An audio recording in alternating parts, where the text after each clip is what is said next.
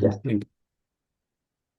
Perfectísimo. Entonces, pues sean todos bienvenidos a esta nueva transmisión en nuestros formatos de Rupi Conversatorios. En esta oportunidad tenemos el gusto y el agrado de contar con la presencia y participación de Jorge Morales Valencia. Como muchos saben, Jorge Morales es ingeniero agrónomo de profesión a través de la Universidad de Chile. También es especialista en termitas gracias a la Universidad de Florida en Estados Unidos y tiene el curso de termitas de Fort Lauderdale Research and Education Center. Jorge tiene un perfil con más de 30 años de experiencia en el manejo y control de plagas urbanas, es relator de múltiples cursos, seminarios y congresos a nivel nacional en Chile, así como a nivel internacional. También en su haber cuenta con 7 publicaciones asociadas al manejo integrado de plagas, de las cuales 4 de ellas tienen que ver con termitas. Entonces, pues le damos la bienvenida a este ponente con toda su calidad y su trayectoria para que nos trate el tema de hoy, Jorge, que es clínica de termitas. Ahora sí, el podio es todo tuyo. Adelante. Perfecto, muchas gracias. Bueno, Freddy, un agrado a través de RupiPes, como siempre. Estamos ahora tratando un tema muy específico. La idea de ponerle clínica de termita era básicamente para que la gente que le tiene interés en estos temas le sirva como apoyo, le sirva como referencia, le sirva incluso para mejorar sus propios negocios, tengan la posibilidad de aclarar especialmente las dudas. Hay muchas dudas en este tema, ¿no? Eso es una realidad. Hace poco estuve escuchando una presentación de Francisco Aracena con otro colega mexicano que hablaron sobre el tema de las termitas, incluso trataron de hacer algo para mejorar y ayudar lo que significa la problemática. ¿M? Y claro, hay buenos intentos en relación a estos temas, lo cual se agradece por un lado y por otro lado también implica un poquito de entrega, de pasión, que es lo que hacemos mucho, lo que estamos entregando estos conocimientos. ¿M? Bueno, yo vengo de esa escuela de la cual son muy pocos los chilenos, son muy pocos los extranjeros que se preparan en esta área como corresponde, no solamente en el área científica, sino que también en el área pest control. De hecho, la Universidad de Florida reúne casi a todos los especialistas, muchos profesores. Si alguno alguna vez tiene la oportunidad de participar, yo se los recomiendo, pero a ojos cerrados, porque ahí se van a encontrar con la mayoría de los especialistas de más de 15 países, ¿ah? Pasando por todos los continentes, lo cual se agradece porque de verdad es una muy buena escuela para aprender, es una muy buena escuela para actualizarse. Y yo ahí estuve con varios colegas, incluso colegas de España, el David Mora, que seguramente ustedes conocen. David Mora es justamente una de esas personas que es un apasionado igual que yo. David se le conoce especialmente por su nivel fotográfico en relación a estos temas. ¿M? Así que bueno, ahí tuvimos la posibilidad de conocer a muchos colegas y tenemos formas de llegar, grupos WhatsApp, y nos estamos comunicando permanentemente, nos estamos actualizando. Yo tengo actualmente, gracias a un colega de Brasil, tengo la bibliografía más grande que existe en el mundo, totalmente actualizada sobre el tema de termitas, que incluye todo tipo de información, inclusive la última información científica sobre estos temas. ¿M? Bueno, lo que yo quiero hacer ahora, voy a compartir algo de esto que seguramente a ustedes les va a servir para poder, me tienen que avisar si está ok. Está Espérame un cargando. segundo. ¿Está cargando ya? Está. Perfecto. Qué buenas tomas. Sí, vamos a verlo ahora. Algunas de estas cosas las voy a mostrar como parte de... Más que... La verdad es que quiero que me interrumpan. Quiero que ustedes sean los protagonistas, no yo, porque definitivamente los protagonistas de los cuales ustedes quieren aprender, quieren saber, son ustedes mismos. No es la idea de que yo sea la misma persona que va a estar interactuando, pero les voy a dar unos tips importantes. Esta charla se puede alargar, se puede acortar, como ustedes quieran, depende del interés y la motivación de cada uno de ustedes. Yo les voy a proponer y aclarar indudablemente algunos de estos temas, pero mi gran objetivo es darle la posibilidad a ustedes que me interrumpan, que pregunten, porque en realidad es tan amplio la temática de las termitas que claramente es casi muy difícil poder tocar todo. Imagínense una clase de termitas dura muchos días, semanas, meses. O sea, depende del enfoque que ustedes quieren darle. Si solamente se quieren dedicar a Pest Control, que me imagino que la mayoría se va por el lado de Pest Control, de control de termitas en este caso, más que por el lado científico, más que por el otro lado biológico, que hay muchos biólogos que saben mucho, que le van a contar las antenitas, las patitas, le van a contar cosas que, bueno, a lo mejor no me cabe la menor duda que es interesante, pero principalmente del mundo más científico, si lo vemos de esa manera. El que quiera realizar más profundidad en esos temas, hay muchos especialistas en esa área. Pero en Pest Control son pocos los que comparten información. Yo siempre he sido de esa, por lo menos esa motivación de querer compartir conocimiento, aclarar dudas y más enfocado a la parte de Pest Control. Pero claro, hay que referirse indudablemente a todo lo que implica el conocimiento biológico, el conocimiento de comportamientos, conductas, porque de esa manera también vamos a poder entender cómo sería el manejo. Bien, dicho eso, voy a dar unos tips, pero por favor les pido que levanten la mano, escriban y me vayan interrumpiendo para que esto no se transforme en un discurso, sino que sea interactivo. Les puedo comentar que las termitas, esa fotografía de David Mora, es una muy buena fotografía del aparato bucal de la cabeza de una termita y en este caso de una Reticulitermes praípes, una termita subterránea. Siempre yo parto comentando lo básico, que en general las termitas no son plagas, son muy pocas las especies que son plagas. En general estas realizan procesos muy importantes en nuestra naturaleza, como es la fertilidad de los suelos y por supuesto el enfoque que tienen desde el punto de vista de la agricultura. Algunas pueden constituirse algunas plagas a nivel también de la agricultura, pero como les digo, son muy pocas. También voy a mencionar cuáles son los principales problemas, los principales errores que se cometen cuando uno hace control o manejo de termitas subterráneas. Es por eso que les voy a partir con lo más básico, un conocimiento muy amplio sobre lo que es la diversidad de termitas a nivel del mundo, ¿ya? Como pueden ver ustedes, hay más de 3.100 especies descritas. Comparativamente con otras especies, estas son muy pocas. Pero ¿por qué son 3.100 más de 3.100 descritas? Bueno, la razón es que deberían ser menos y algunas van apareciendo nuevas especies. Cada vez menos aparecen especies que no están descritas. Es muy raro, pero aparece.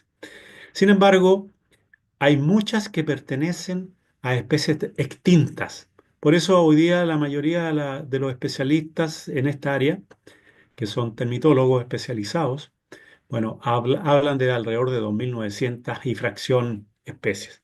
Si las vemos repartidas a nivel mundial, ahí podemos visualizar lo que está pasando. En África hay más de 1.000 especies descritas. En Asia más de 435 especies. En Oceanía 360. En Europa, imagínense, apenas 10 especies.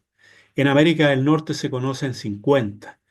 Y en América del Sur, los que están en Chile, los que están en Argentina, los que están en Uruguay, bueno, y así sumando los que están incluso en lugares más lejanos, más cerca de los trópicos, bueno, todos tienen distintas especies. Fíjense que en América del Sur se habla de 400 especies, ¿sí? Aproximadamente. La mayoría está en Brasil. Fíjense, de todas estas especies, apenas el 3 hasta el 7% son plagas. Plagas que se conocen como algunas estructurales, porque dañan las estructuras. 9 de estas especies, al menos en América del Norte son de hábitat subterráneo. En América del Sur, que quizás la mayoría de los que estamos conectados acá somos de América del Sur, o Suramérica en este caso, 40 especies son plagas estructurales, 53 son agrícolas, 15 pueden ser entre agrícola y estructural. Y bueno, en total, aquí no se alcanza a apreciar mucho, pero muchas constituyen plagas importantes. Comparativamente con otros continentes, ¿no? La verdad es que tenemos bastantes especies que pueden ser un tremendo problema. En total, en Oceanía se habla de 16 especies que tienen un impacto 100% económico. Y por otro lado, en África se habla apenas de 24 especies. Ya vamos a ver qué significa todo esto. Si hay preguntas, por favor, interrúmpame sin ningún problema. ¿Ah? Aquí voy a ir mencionando los tips más importantes que le va a ir dando pauta a ustedes para que vayan haciendo sus preguntas o vayan aclarando sus dudas. Por eso hago una pequeña presentación sobre lo que vamos a hablar en esta clínica de termitas y en este conversatorio. Por eso se llama conversatorio. La idea es que podamos interactuar. ¿Mm? Fíjense, Jorge, datos importantes. Sí, Freddy. aló Jorge, Sí, dime. ¿puedo hacer una consulta? Gabriel, ¿Puedo hacer una consulta? por favor, dale. Es que veo, primero que veo este mapa de todos los continentes, y si yo veo así como una línea entre el 400 y el 1000 y el Ujú. 360, es como que están en un mismo paralelo, ¿cierto? Como que están en las temperaturas donde hay temperaturas un poquito más altas, ¿o me equivoco? Es que puede ser, pero va a depender del número de especies. Pero fíjate en lo siguiente, de todas estas especies que nosotros estamos describiendo, efectivamente tienen carácter tropical, algunas de ellas. A eso me refiero.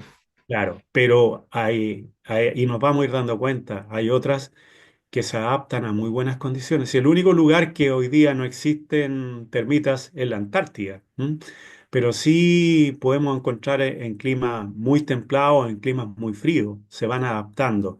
Encontramos termitas también a nivel de climas muy húmedos, en situaciones de mucha humedad. Así que, bueno, un poco tienen una tremenda diversidad.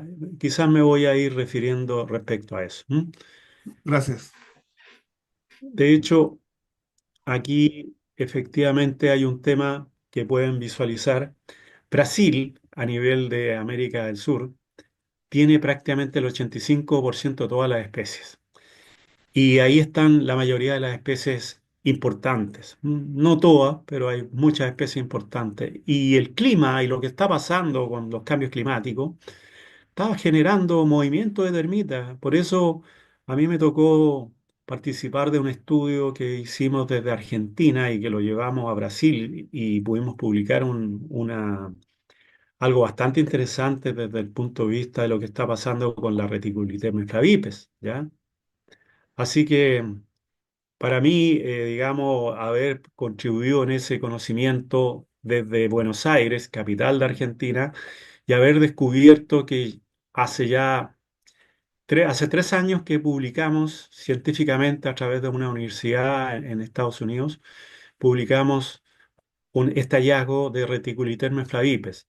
No es algo sencillo, no crean, porque esto significa costo, tiempo, viajes, pero cuando uno está entusiasmado, uno tiene que meterse la mano al bolsillo porque nadie te está apoyando con esto. Todo esto es mérito propio, recursos propios. Por eso viajé a Buenos Aires, traje las muestras, volví a Chile y después viajé a Brasil, a Sao Paulo. Me contacté con un ex profesor mío que trabaja en la Universidad de Sao Paulo y pudimos hacer esta identificación. Y hoy día la especie que está en Argentina, en la capital, incluso ya está en otros lugares también, fíjense que van a tener los mismos problemas que tienen en Estados Unidos, los mismos problemas que tienen en Uruguay y los problemas que tenemos en Chile. Solamente con Reticulitermes flavipes, ¿no? Que son los lugares donde está descrita. ¿No? Entonces, las probabilidades de que vuelvan a aparecer en lugares que a lo mejor no estaban descritas, porque son muy pocos los termitólogos o que hacen investigación, eso, a su vez, genera una deficiencia en lo que es la ciencia. Viajar y tener información no es fácil porque las universidades no tienen termitólogo. Hoy día conozco un solo termitólogo especialista en la parte biológica que es chileno. Conozco a otro que está en Brasil, pero son muy pocos los termitólogos. En Argentina no conozco a nadie, ¿ya?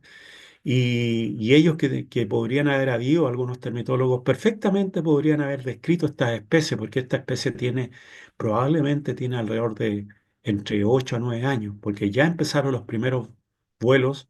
Cuando descubrimos vuelos, y los vuelos aparecen como al cuarto o quinto año desde que se establecen las colonias. Entonces uno ya puede hacer un pronóstico, probablemente tenga muchos más años. Entonces, lo que está pasando con el clima, lo que está pasando a nivel mundial, está repercutiendo y está repercutiendo en plagas que probablemente no estaban en algún país y hoy día constituyen un tremendo problema. Bueno, les voy a ir mostrando aquí lo que pasa, seguramente lo que a ustedes más les interesa, a los que estamos en estas regiones. Fíjense, si analizamos solamente algunos países. Argentina tiene 63 especies. Brasil tiene casi 350. Venezuela tiene 67 y México tiene 92. Fíjense lo que dice la estadística. Este mapa lo hicimos también con un colega, Daniel Aguilera, entre los dos y fue con ayuda, mucha ayuda que recibí, por supuesto, de un colega de Brasil que trabaja en esto hace muchos años. Él es más bien biólogo y trabaja en la Universidad de Buenos Aires también, aparte de Sao Paulo. Entre ellos hicimos esta estadística que se está actualizando cada cierto tiempo. Fíjense un pequeño detalle. Chile, un país largo y angosto, apenas tiene 5 especies. De esas 5 especies, solamente 4 están muy bien descritas. Hay una que está asignada a una isla, Juan Fernández, y no está todavía registrada, descrita. Fue descrita alguna vez, pero no se ha vuelto a hablar más de ella. Pero para poder estudiar esa especie hay un problema. Hay que viajar a la isla, hay que asumir costos, tiene que haber financiamiento y eso no lo hay. Entonces cuesta poder mantener la información actualizada y poder seguir manteniendo los registros. Le voy a contar también en el caso de Chile. Un colega, biólogo y experto en el área, pero más bien en el área no de las termitas, en el área de los coleópteros, encontró termitas en el desierto de Atacama. Imagínense encontrar en el desierto más árido del mundo, encontrar termitas. Y lo encontró en un cactus, una cactácea. Y todavía no está escrita. ¿Por qué? Porque los estudios de especies nuevas son mucho más difíciles de poder cuantificar, de poder financiar respecto a las especies que son netamente, yo les digo a esas especies ya conocidas. Las conocidas se pueden comparar. Las que son nuevas no son comparables. Hay que describirlas, hay que ponerle nombre, hay que ponerle apellido. No es fácil. Entonces, hay mucha información, solamente les pongo como ejemplo, que va creciendo, se va dando a todo nivel y tenemos, o yo diría que estamos al debe respecto al conocimiento actualizado de lo que son las termitas.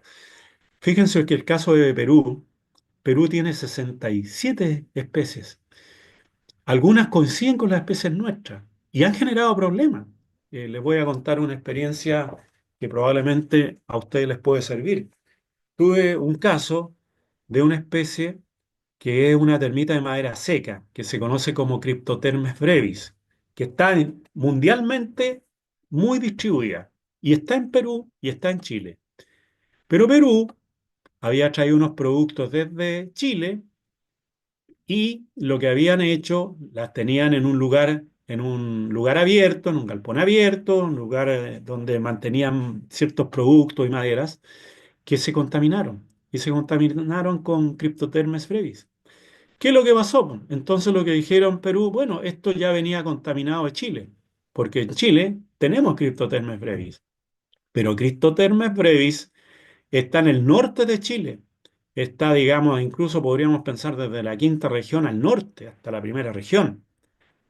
Es de clima muy seco.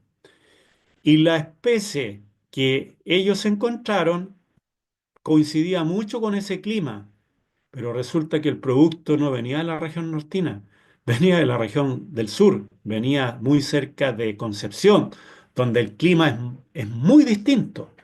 Por lo tanto, allá no existe Cryptotherme brevis. ¿Y qué es lo que querían hacer? En el fondo era, a través del desconocimiento que hay en estos temas, querían devolver los productos, querían, cuando realmente se contaminó, se infectó en Perú, capital, Lima. Fue allá, porque allá sí tienen las condiciones y sí tienen Cryptothermes brevis. Y querían hacerlo pasar como que se había contaminado o infectado en Chile, cuando esto venía de una región muy fría, ¿ah? Con un clima muy distinto. Por eso es importante saber de clima, saber de la conducta, porque eso nos hace relacionar, podemos incluso llegar a diferenciar problemas que se puedan generar a nivel de mercado, a nivel de exportación o de importación. De ahí la importancia que no solamente hay que controlarla, sino que hay que saber diferenciar, identificar y conocer lo que está pasando en algunas regiones. Por eso esto pareciera muy simple, muy sencillo, pero para los que manejamos esta situación nos podemos perfectamente dar cuenta de cuál puede ser el problema, ¿m? Cuál puede ser el origen. Pero para eso hay que tener un poco más de conocimiento. Aquí están las especies más dañinas del mundo y seguramente algunos de ustedes las deben conocer. Fíjense, aquí marco Cryptothermes brevis y marco Reticulitermes flavipes en el número 3 y en el número 12 a nivel mundial. Son las especies más dañinas a nivel mundial y más distribuidas especialmente. Cryptothermes brevis, también conocida como termita de madera seca, versus Reticulitermes flavipe, conocida también como termita subterránea. Bueno, son las especies de mayor distribución hoy día, pero no son las que están en los primeros lugares. La especie Coptotermes formosanos y Coptotermes gestroi están dentro de las 28 especies de Coptotermes plagas que hay en el mundo, pero esas dos están en primera lista. ¿Por qué están ahí en primera lista? Porque primero tienen una gran cantidad que generan daño, altísimo. Si lo comparamos con la Reticulitermes flavipes, Coptotermes formosanos podría ser 10 veces más agresiva, 10 veces más reproductiva, más población, más todo, más daño, por supuesto, comparativamente entre Coptotermes formosanos y flavipes. Pero tenemos una ventaja en Chile. Difícilmente se podría adaptar Coptotermes formosanos porque está acostumbrado a climas 100% tropicales. Nosotros en Chile tenemos un clima subtropical en el norte de Chile, pero con los cambios climáticos podría perfectamente darse una situación favorable si es que el clima sigue como está hoy en día. ¿Mm? Entonces, ¿qué quiero decirles con esto? Que existen especies que pueden estar altamente distribuidas, pero están restringidas por clima, están restringidas por hábito, están restringidas por tipo. Ya vamos a hablar algunos de esos casos para que entendamos en qué significa este problema. América del Sur, dentro de las plagas más importantes a nivel estructural, ahí aparecen Coptotermes, Cryptothermes brevis, que es la termita de madera seca, Nasutitermes corniger, que en Chile no la tenemos, pero está en Perú, está en Argentina, está casi en toda la parte de Sudamérica. Chile no la tiene, ¿ya? La termita Nasutitermes está en Colombia, por supuesto. La Nasutitermes, fíjense como gran detalle, se adapta muy bien a los árboles, pero hoy día ya sale del árbol y se mete a las casas con hábitos subterráneos, generando incluso galerías, galerías de barro, que es típico de las termitas subterráneas. Entonces hay un grado de adaptabilidad. Incluso hay otra especie que no la tengo acá, que solamente está en Argentina, en el lado sur de Argentina, bien al sur de Argentina, lo mismo que en Chile. En Chile está desde la región metropolitana hasta bien al sur. Gabriel, levantó la mano Gabriel Careaga. Si quieres darle la palabra, activa el micrófono. Sí, Gabriel, puedes abrir tu micrófono sin problema. ¿Aló? ¿Me escuchan?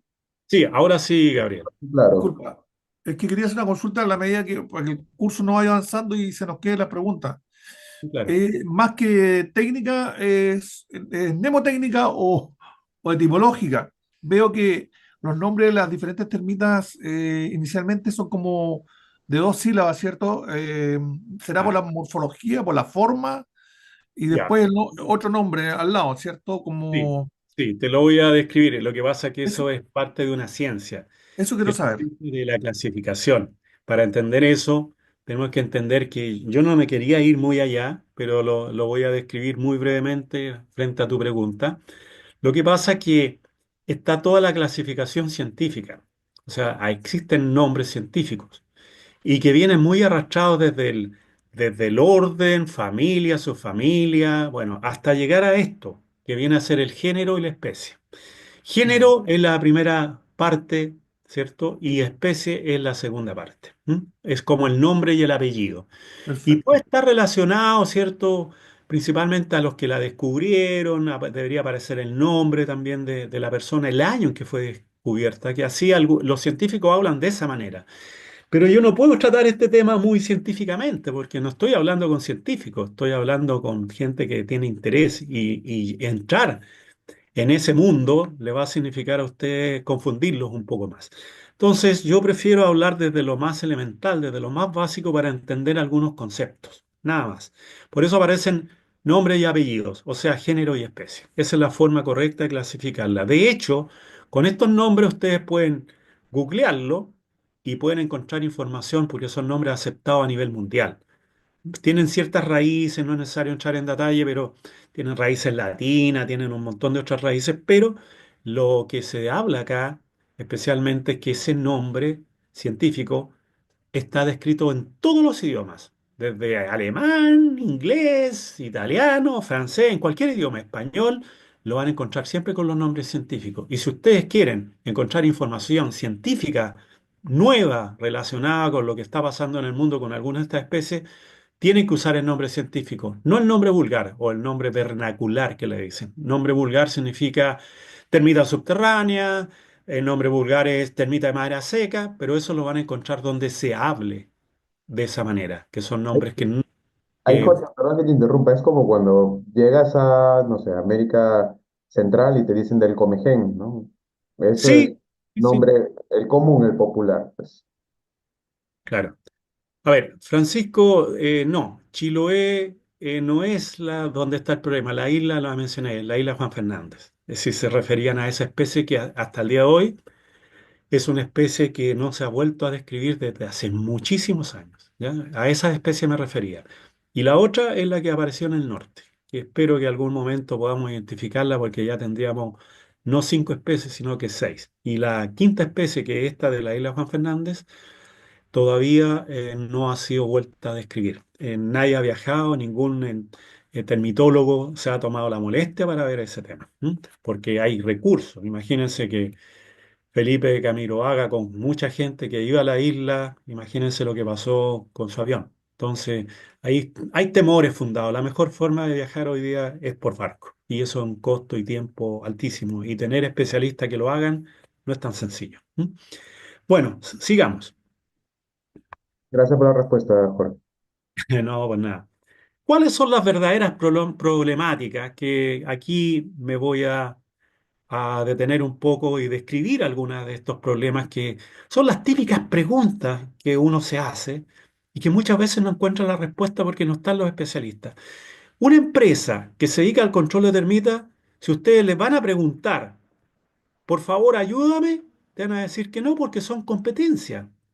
Es muy raro que ustedes, una empresa que se dedica a este tema del control, pest control de termitas, le vaya a dar respuestas, porque en el fondo van a ser competencia. Entonces no lo hacen, es muy poco común. Yo no tengo ese problema porque yo soy parte también de la educación, de la capacitación y por supuesto es mi vocación, por eso lo hago y con mucho gusto lo hago. Pero es muy difícil poderse contestar a cada uno, uno por uno, por eso se hacen estos cursos, estas charlas. Yo también hago seminarios hago congresos y trato de ir actualizando a la gente en estos temas. Por eso yo siempre digo que aquí todos tenemos que construir de alguna manera, ¿no? Pero también a veces hay que meterse la mano al bolsillo porque entrar a entregar mucha información y horas significa un costo, un sacrificio, hay un montón de cosas. Yo no tengo problema en ir a capacitar y ya lo he hecho a Brasil, a Argentina, a Perú en estos temas, no tengo ningún problema en hacerlo y me invitan y lo hago con gusto, pero hay un costo asociado y no siempre uno puede meterse la mano al bolsillo para hacer y darse el gusto de ir a preparar gente. No, aquí hay que generar también los propios intereses de algunas empresas para apoyar a los especialistas y podamos viajar y aportar en esta información. Es así, se lo comento porque falta capacitación, hay muy poco conocimiento de todos estos problemas, mucho desconocimiento del negocio. Hay personas que prefieren no hacerlo porque lo encuentran complicado y se dedican a matar ratones, a matar hormigas, a matar moscas, que es lo que hace la mayoría. Pocos se dedican a los xilófagos, entendiendo los xilófagos como insectos que atacan la madera, a la celulosa. ¿Mm? Entonces, los que sí se dedican a estos temas se tienen que especializar, porque, y la especialización, viajar a España, viajar a, no sé, a Australia, viajar a Estados Unidos, aparte de dominar el idioma, tienen que meterse muy fuertemente las manos al bolsillo entre pasajes, estadías, porque por eso no muchos logran hacer esto. ¿Ah? Pero esa es la forma más correcta si quieren aprender. Por esa razón, como no tenemos los especialistas ni en Chile ni en América del Sur, bueno, tenemos que buscarlo. Ni hablar de hablar portugués. Digamos, en Brasil hay muchos especialistas, muy buenos científicos, pero no todos hablan español. Nosotros tampoco hablamos portugués. Hablamos el portuñol, pero el portuñol no nos ayuda mucho. Yo tengo muchos amigos de Brasil, muy buenos amigos, todos especialistas en el área. Siempre tenemos conversaciones de distintos temas para poder ayudarnos. De hecho, mi amigo Tiago Carricho, bueno, Tiago fue quien me ayudó para poder identificar esta especie, pero hubo que invertir tiempo, pasajes, viajes y todo para poder hacerlo, para poder identificar esta termita ya en la capital de Argentina, en Buenos Aires. Por eso hay que saber hacer las cosas y no siempre tenemos el apoyo económico para hacerlo. ¿M? Hay falta nula o mínima inversión en la tecnología para el manejo y para el control de termitas. Y no solamente a veces falta la tecnología, sino que también falta el conocimiento, porque todos dicen que controlan, pero no saben usar las verdaderas herramientas para el control, no saben usar ni los plaguicidas, no saben usar. ¿Por qué? Porque la mayoría de la gente no lee. Menos la información científica, nadie la lee. La información científica existe, está, es cosa que la busquen. La mayoría está en inglés, por obligación en inglés. Pero nadie lee esto. Y eso, perdón las palabras que de repente voy a usar, pero viene a ser casi patético, porque la información está y siguen haciendo las mismas tonteras. O sea, he visto situaciones como, por ejemplo, controlar termitas para termitas subterráneas usando neurotóxicos, plaguicidas que actúan sobre el sistema nervioso cuando no sirven porque trabajan a muy poca distancia y las termitas tienen 100 metros y hasta 1000 metros de recorrido, hasta 1 kilómetro de recorrido de una colonia. Alguien está rayando por si acaso, la presentación. Hay alguien ahí que si lo puedes bloquear, Freddy, para que podamos ver y no crean que eso es Sí, algo que lo estoy haciendo. checo. Por favor, ahí cuiden su pantalla. Sí, no falta nada. Bueno, pero bien, lo que quería decirles es que tienen que tener ese especial cuidado. ¿Ah? Aquí hoy día es fácil descubrir quién está rayando, así que mejor que no lo hagan, ¿no? Y no tiene sentido, porque si quieren aprender algo, no es la forma correcta. La forma correcta es escuchar, ver y que participar. De hecho, al final de esta presentación vamos a entregar 2 becas del 50% para participar del Diplomado Internacional en Entomología Urbana. Entonces, presten un poquito de atención, participen en esto, porque probablemente ahí se van a ganar esa beca. ¿M? Eso es importante es una beca de una 50% rebaja de un muy buen diplomado, muy posesionado a nivel ya Sudamérica. Así que les pido, por supuesto, que si les interesa, lo hagan de la manera más correcta posible. Bien, entonces les contaba de que usan productos como el fipronil, tiametoxam, que son productos que se usan para termita de madera seca, eventualmente como para barrera química, pero en ningún caso para el control de termitas subterráneas como cebo, porque trabajan no más allá de 5 metros. Les voy a mostrar esto y se lo voy a volver a recordar si es que alcanzamos en esta presentación. Bien, por otro lado, hay muchas personas que todavía creen en mitos, hay creencias medias de que toda la tecnología, que si ustedes se compraron una máquina mochila, si se compraron una nebulizadora y se compraron una termoniebla, son capaces de matar todas las plagas. Bueno, los que han hecho eso, les puedo decir lo siguiente, están equivocados. Esa tecnología no es la ideal para controlar este tipo de termita, ya sea termita de madera seca, termita de madera húmeda o termita subterránea. Son paliativas. Podría servir para el vuelo en algún momento, podría servir para controlar algunas termitas que están invadiendo alguna madera, pero muy puntual. Pero controlar una colonia o controlar como debe ser, estas no sirven porque ninguna de esas no mata los huevos, no mata el ciclo. Por lo tanto, olvídense que eso va a servir. Paliativo, haga lo que quieran. No tienen que dar ni siquiera explicación. Pero como control eficiente, no sirve. Esas son las cosas que ustedes deben saber. Por eso hay mucha gente que se quiere meter en el tema y lo hace aplicando termoniebla, aplicando nebulizadora, aplicando máquinas de mochila, que le digo yo, o máquinas manuales, que no sirven para esto. Vuelvo a decir, son paliativas. ¿Ya? Bueno, por otro lado, mucho reclamo por la misma razón. Los clientes no logran ser satisfechos con los tratamientos y vuelven a aparecer las termitas. Puede pasar un mes, puede pasar 6 meses, puede pasar un año, pueden pasar 2 años y las termitas van a dar problemas.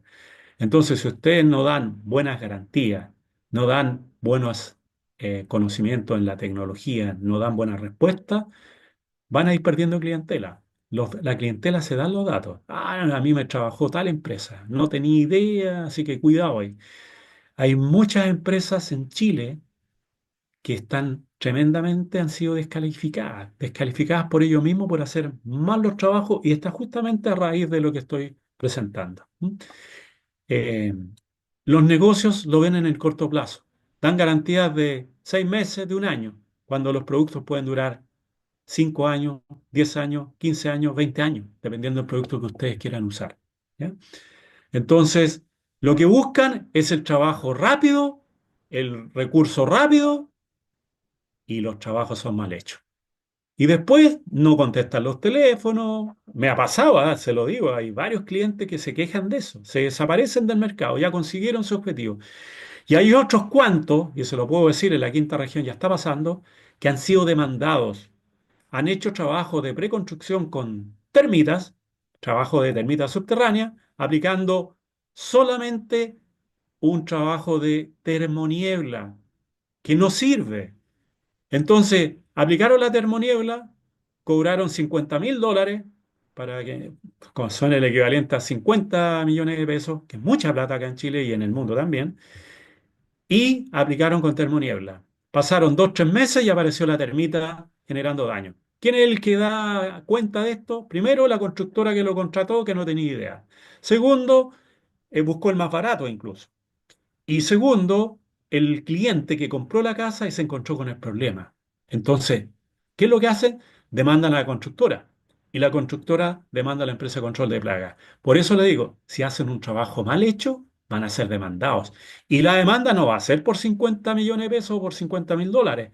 Va a ser 3 o 4 veces esa cantidad. O sea, esas empresas van a quebrar, van a desaparecer. ¿Qué es lo que está pasando hoy día?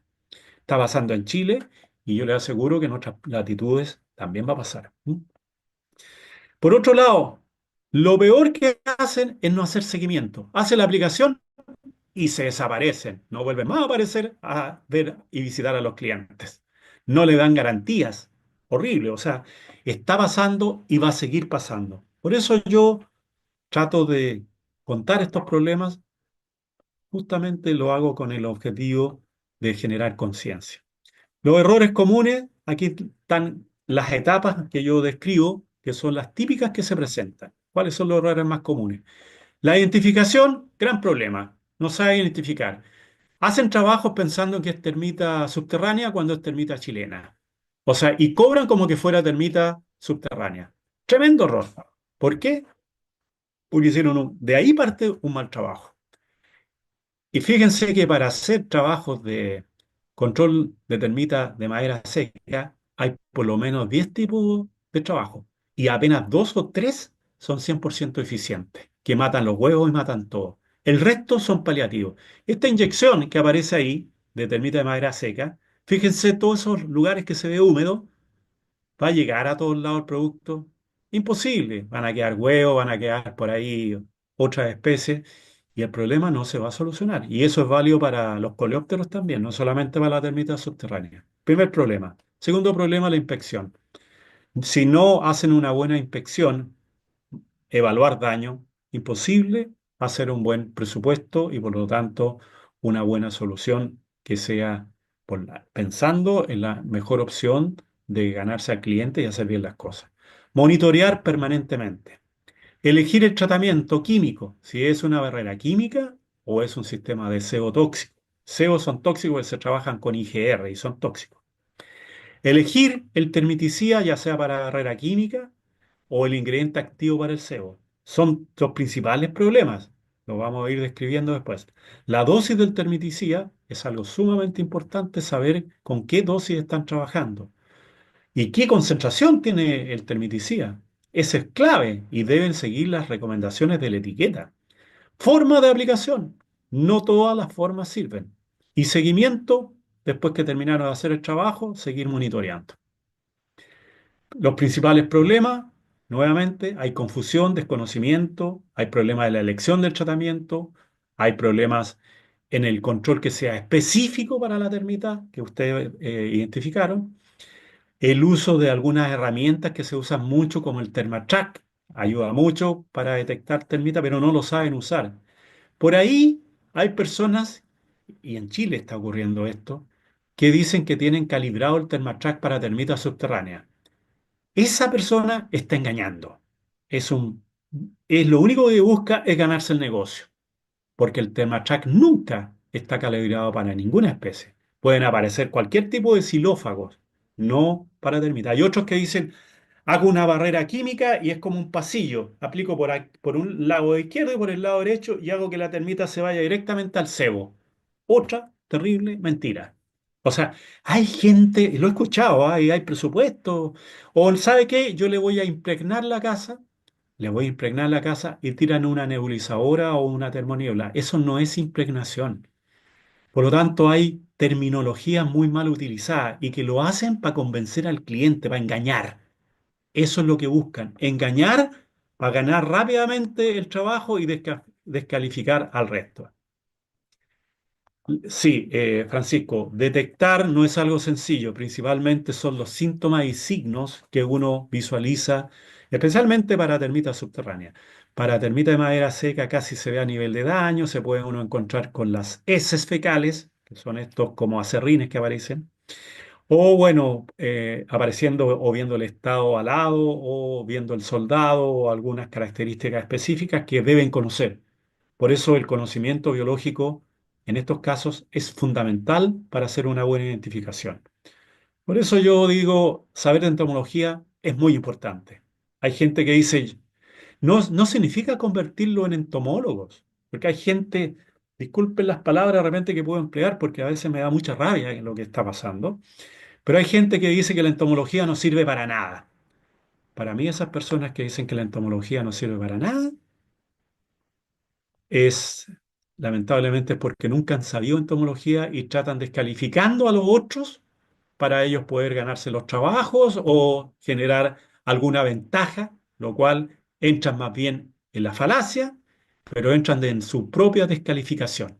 porque finalmente esas personas quedan desenmascaradas por ignorantes. Y esa es la palabra correcta. Bien, también eso es terminología.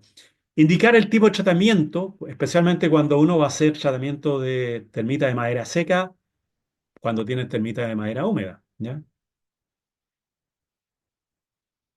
Eh, a ver, me pregunta aquí Leonardo, ¿a qué distancia del suelo se encuentran las termitas de manera vertical? Si te refieres a la termita subterránea, te puedo decir que en Estados Unidos esa misma termita, Reticulitermes flavipes, estaba a 90 centímetros, a 90 metros de profundidad en excavaciones mineras, para que se formen una idea. ¿Mm? Eso significa que tiene una gran amplitud de movimiento, tanto hacia arriba como hacia abajo. Y han aparecido así arriba perfectamente en edificios de 12 pisos y más, ¿ya? Si lo vemos de esa manera, también analizándola no solamente en la colonia hacia abajo, sino también cómo accede el alimento hacia arriba. Así que eso más o menos grafica. Lo normal es encontrar los primeros centímetros en la mayor población, ¿ya?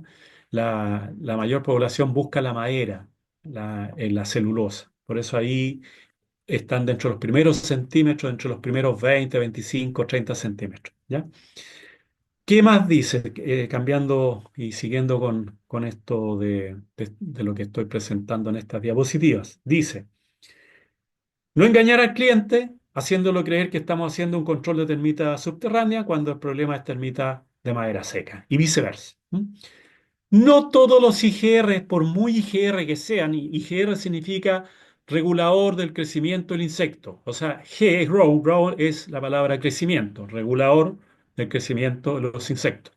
Dentro de los IGR existen los inhibidores de la síntesis de quitina, que esos son los que a nosotros nos interesa. Dentro de ese grupo, inhibidores de síntesis de quitina. La quitina es un polisacárido que está presente, por supuesto, en todo lo que es la celulosa del alimento, por decirlo así.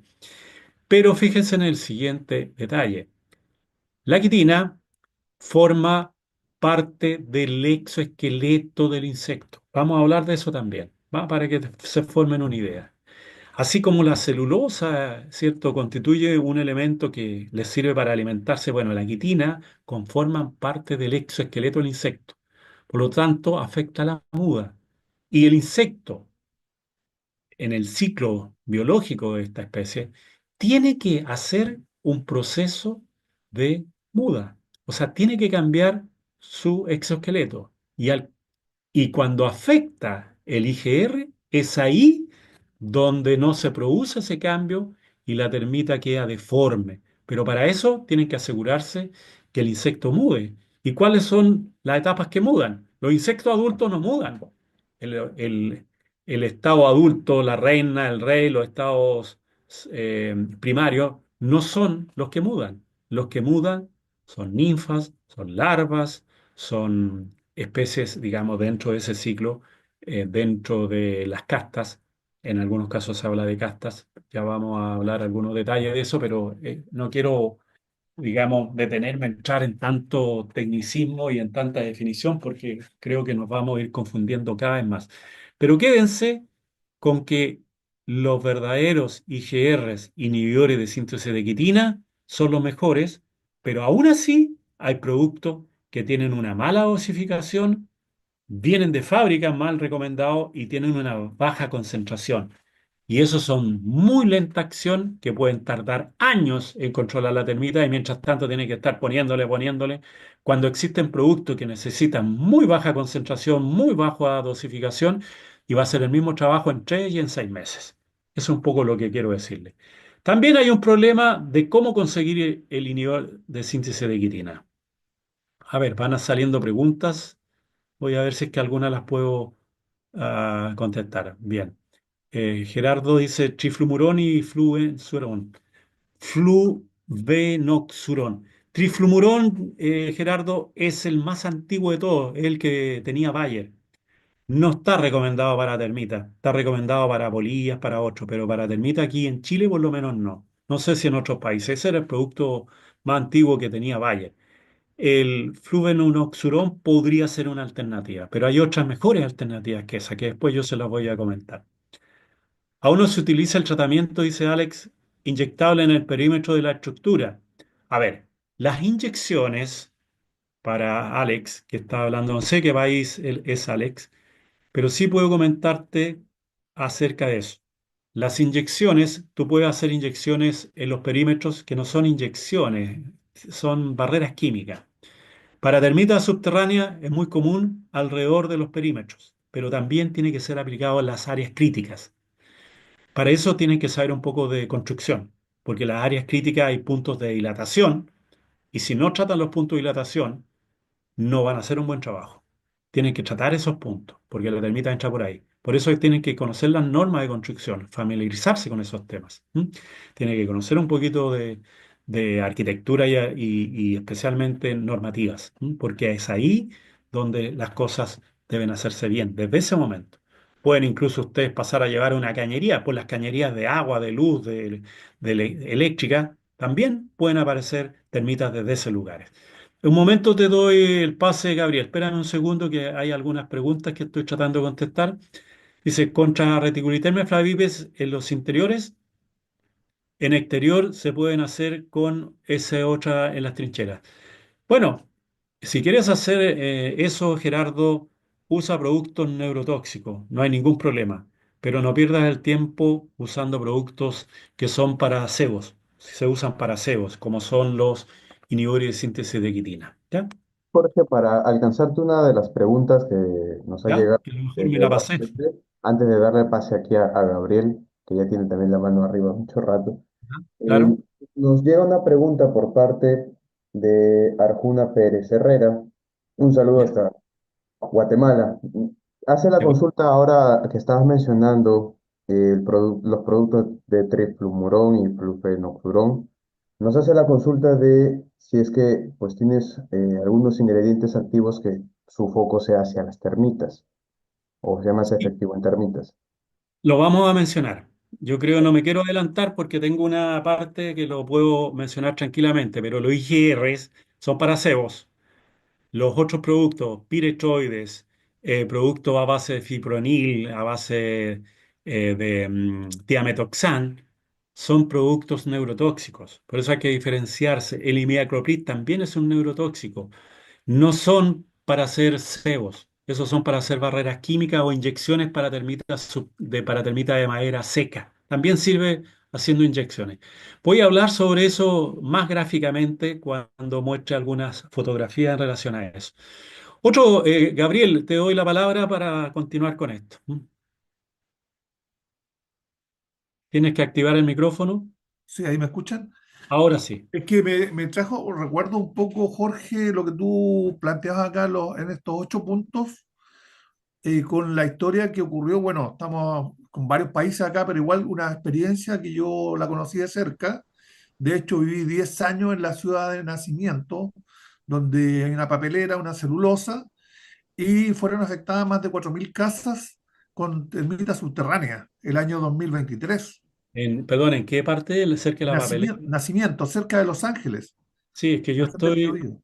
sí, yo hago esa mención, yo estoy trabajando en esa zona, estoy haciendo asesoría y capacitación a la municipalidad que están allá, no solamente en Eh, Nacimiento, está en Negrete y hay otros lugares también. Exactamente, pero ¿por qué? Porque, claro, porque como gatilló en esa comuna, en Nacimiento, y estuvieron como 2 años atacando el problema, pero al principio dando palos a ciegas, y después ya hicieron un trabajo más profesional monitoreando, poniendo puntos de estaciones, hablemos de monitoreo, y con tratamientos de diferentes tipos. Al final, yo sé que la empresa Rentoquil creo que tomó el Ujú. proyecto porque la municipalidad otorgó una cantidad bien significativa para Una eliminar. una Y licitación. recién este año ya como que tienen bajo control el tema. 2 años trabajando en el tema. Pero sabes, te puedo comentar lo siguiente, Gabriel, conozco de cerca porque más encima me toca asesorar a la municipalidad y fiscalizar también lo que está haciendo Rentonguil. No es tan así, Gabriel. Conozco muy bien el Por eso te problema y pregunto. tengo que informarlo. Mira, primero que nada, Rentoquil entró para trabajar en una empresa privada constructora. Y efectivamente estuvieron un par de años, incluso antes, llevan hasta más de 5 años trabajando con ellos. Y cuando fuimos a fiscalizar eso y fuimos a ver esas zonas, estaban controladas. ¿Ya? El tema es que eso controla ciertas áreas, no todas las áreas de nacimiento. Entonces, Rentoquil se ganó la propuesta de esa licitación que ya lleva, para decir exactamente, partió en septiembre del año pasado. Y los resultados ya están dando muy buenos resultados. Fuimos a ver, todavía hay termita porque llevan poco tiempo, pero ya están dando buenos resultados. Pero eso incluyó también las zonas que ellos habían tratado privadamente, más todo lo nuevo que está plagado de termitas. Es un proyecto muy ambicioso, pero tienen un muy buen producto, que después podemos hablar de eso específicamente, más que para referirnos con nombre y apellido, porque no creo que sea el objetivo. Pero sí, casos como lo que está pasando en Nacimiento, te lo puedo plantear, Gabriel, de la siguiente manera es, estamos mirando con mucha atención lo que está pasando. Yo con mayor razón porque estoy trabajando ahí en esa zona. Pero esto se va a empezar a replicar en muchas comunas y van a haber muchas propuestas públicas y van a haber distintos mecanismos de control y de trabajo en esta área. Por eso todo lo que está pasando hoy día ahí se va a empezar a replicar en otros lugares. No te puedo entrar en mayores detalles porque esto todavía estamos en proceso. Hay mucha información que manejo, pero no puedo entregarte tantos detalles porque estamos todavía trabajando en eso. ¿M? Gabriel, pero quédate con eso, que se están haciendo las cosas y probablemente esto nos sirva a futuro para poder lograr nosotros un manejo más eficiente, pero también a su vez más económico, que es lo que se busca hoy día. Rentoquil cobra muy caro. Ahí les puedo comentar algunas otras cosas más, pero es caro. ¿M? Bien, voy a contestar otras cosas que Gracias. aparecen acá. Ahí, gracias ahí, Gabriel, por la consulta y también Jorge por la respuesta. Vámonos con dos preguntas más para poder avanzar el tema, Sí, Jorge, porque a veces pues llegan y ya sí, claro. no avanzamos al ritmo. Dos preguntas más. La primera nos llega de Alex Bastidas también, nos ha dejado el comentario de que viene de Ecuador y nos comenta si es que el fipronil sirve para la termita subterránea. Ya, deja contestar al tiro eso. Sí, sirve para la termita subterránea, pero como barrera química, no como cebo.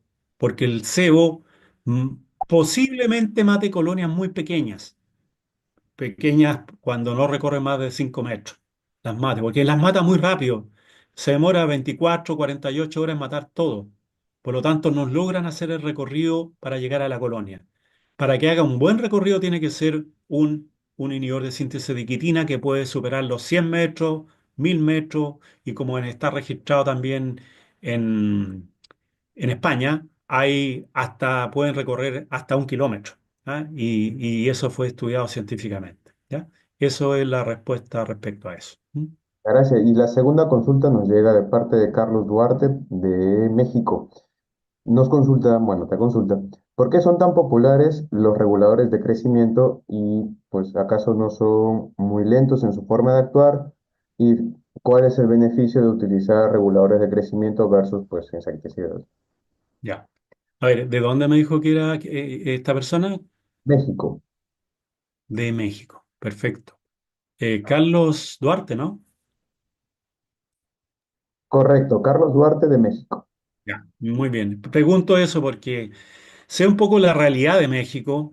Tengo muchos amigos de México, entre esos un gran amigo que es Hugo Ponce, que es profesor también de nuestro en el Diplomado Internacional de Entomología Urbana. ¿M? De hecho, anda por aquí también, dicho sea de paso.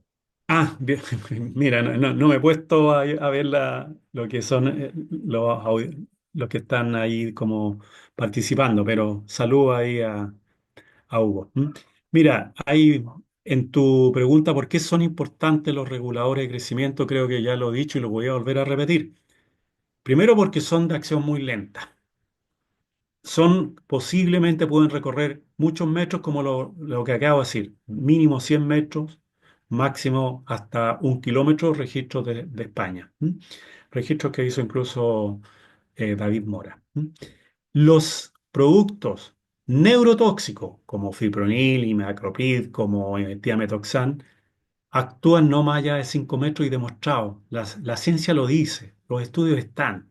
Por lo tanto, ya hay una gran limitante. Son de acción muy rápida y a su vez recorren muy pocos metros y ya la termita muere. Para el ejercicio de control, definitivamente no funciona. ¿Ya? Eso por una parte. Los IGR versus el insecticida, para mí los insecticidas, si te refieres tú a los piretroides, que son muy repelentes, a los órganos fosforados, o a estos grandes grupos, ¿cierto?, son estos neurotóxicos, indudablemente que están más bien pensados para termitas de madera seca o para barrera química, porque son de acción rápida y muy eficiente en ese sentido, pensando en eso, en ese tipo de termitas, o incluso xilófagos coleópteros, también son muy buenos.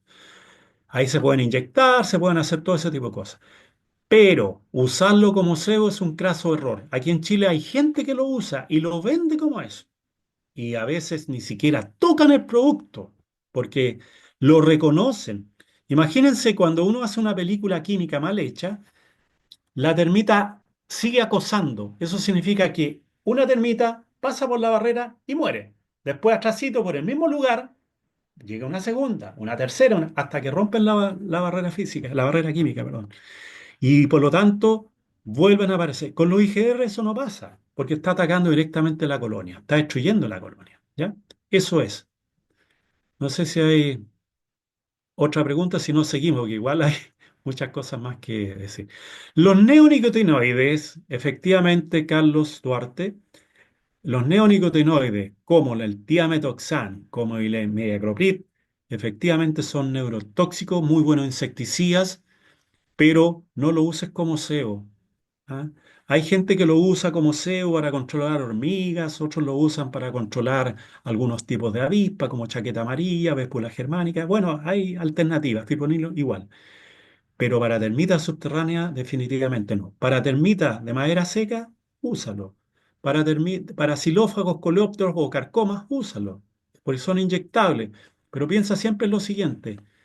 Cuando lo inyectes, nunca va a llegar a todos los lugares. Nunca. Porque las inyecciones nunca llegan a todos los lugares. ¿M?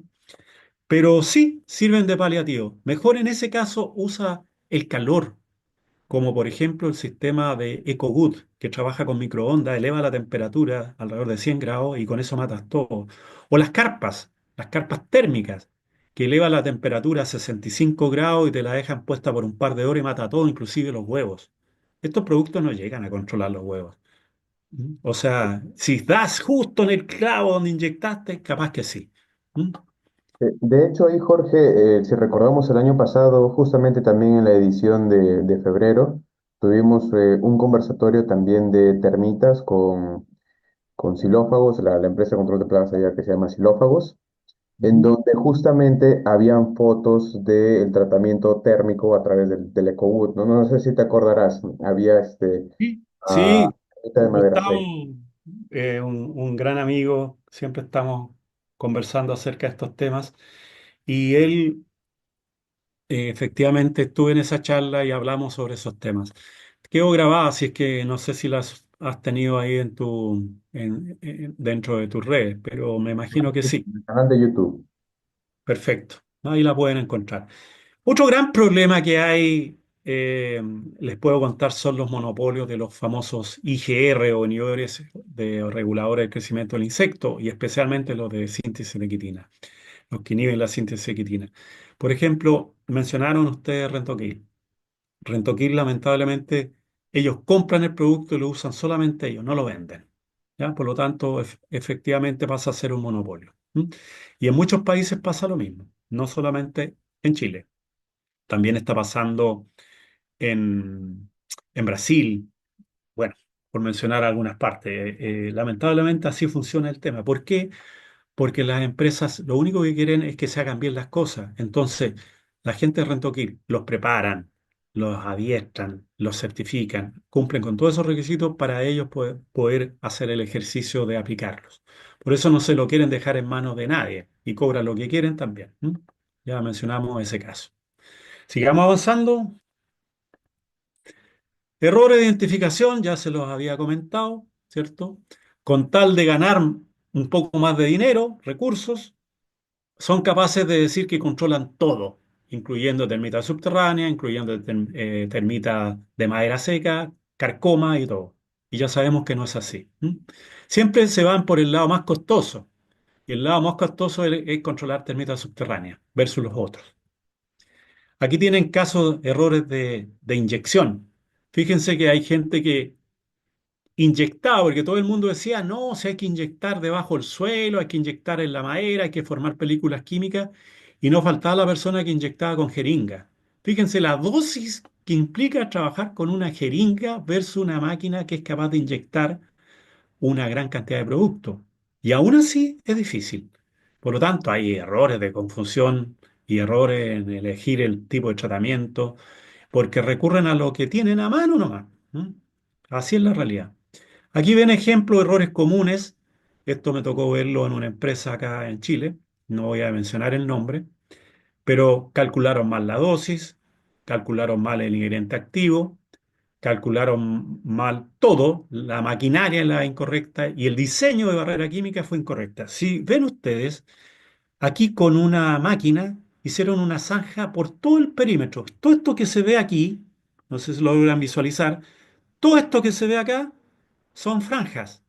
Y dijeron, apliquemos un producto que puede ser una cipermetrina de Montesés para termita, puede ser un fipronil, puede ser un tiametoxam, y lo aplicaron en estos lugares, tal como se los mencionaba. La termita pasa, en estos serán unos 30 centímetros, ponele 50 centímetros. Bueno, la termita va y pasea eso sin ningún problema y se mete a las casas por las zonas donde debe hacerlo, que son las áreas críticas. ¿Mm? Por lo tanto, esto es una pésima barrera química. ¿Ya? La gente se quejaba porque no le daba resultado. Y otros lo hacían poniendo acero alrededor de todos esos lugares, como una barrera física. Craso error también. Hay una empresa que vende eso y cobra muy caro. ¿Eh? Bueno, para trabajar con termitas tienen que trabajar en las zonas críticas. Si no trabajan en zonas críticas, no sirve. Esto es pérdida de plata y recursos. Y además no sirve. Bien, sigamos avanzando. Errores. Las perforaciones mal realizadas no son capaces de romper como corresponde. Las perforaciones las hacen en cualquier parte, cuando se tiene que hacer en las áreas críticas, en los puntos de dilatación especialmente, en la unión de radier con el radier con las paredes, donde puede generarse grietas, donde rompe la onda sísmica, donde hay cañerías de agua, que es muy difícil, o cañerías de luz o lo que sea. La separación es clave. Hay gente que pone inyecciones a 1 metro, a 2 metros, a 3 metros. No hay ningún producto que por muy bien inyectado bajo el suelo vaya a recorrer 1 metro, 2 metros o 3 metros. Están engañando, error común. ¿Mm? Por otro lado, también ocurre que no toman las precauciones, por ejemplo, cuando van a perforar eh, cerámico, porcelanato, que son muy frágiles.